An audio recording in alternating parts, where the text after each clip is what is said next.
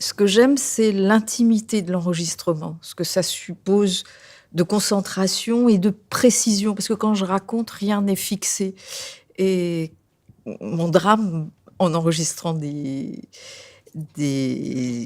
textes audio, des contes, c'est de devoir fixer ce qui est toujours, vivant et qui bouge en permanence quand je suis face à un public. Cela dit, mon plaisir, c'est d'être dirigée quand, j'enregistre et ça, c'est très appréciable de pas se retrouver tout seul et d'avoir une première écoute avant que ce soit l'écoute des auditeurs plus tard et de m'adresser finalement à une personne, alors que dans mon métier, je m'adresse à plus de personnes.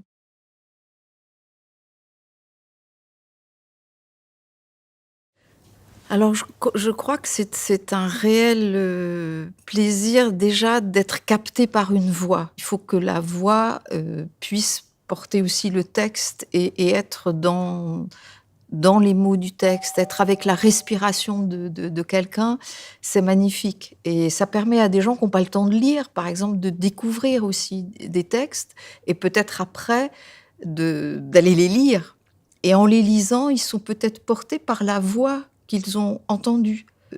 Et je pense, par exemple, que les livres audio, c'est extrêmement précieux pour ce qu'on appelle les malvoyants. Il y a une demande, importante. Donc moi, il y a des voix qui me tout de suite, qui me captent et là, je je lâche plus, je lâche plus l'écoute. Ça, c'est mon plaisir.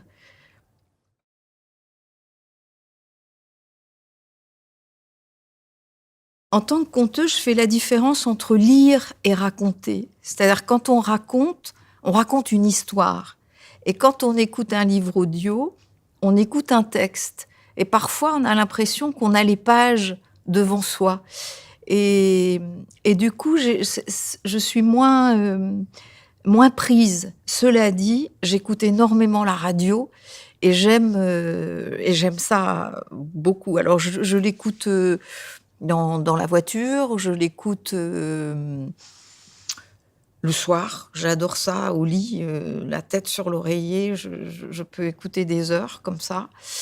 Dans la cuisine, ça c'est un endroit aussi très, très fort.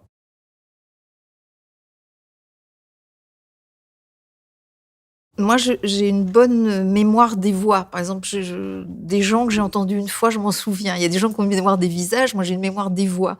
D'ailleurs, j'ai un jeu parfois d'organiser des familles de gens qui ont une voix, qui ont des registres un peu proches. Et moi, mon plus beau cadeau, c'est quelqu'un qui me dit: «Oh mais je» par exemple, je me vois après un spectacle, me dit: «Mais je vous connais parce que je vous ai écouté à la radio» ou «Mes enfants ont écouté en boucle, vos disques» ou alors ça, cette reconnaissance-là de la voix, j'y suis très, très sensible et très fière, j'adore. Mmh.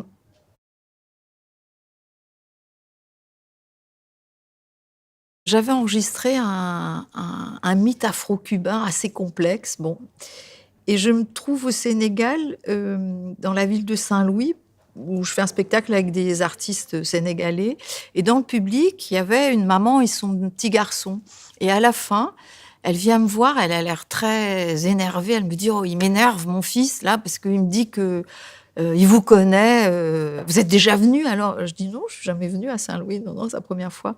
«Non, non, mais il dit qu'il vous connaît à cause de votre voix». Et il parle d'une histoire de taureau, d'un ver de terre, il l'a apporté en classe et tous les élèves connaissent cette histoire, et mais c'est pas vous. Ben, je dis: «Si, si, il a une bonne oreille, si, si». C'était l'histoire de Coco Zumba qui est un mythe afro-cubain très étrange et l'enfant avait raison. Voilà.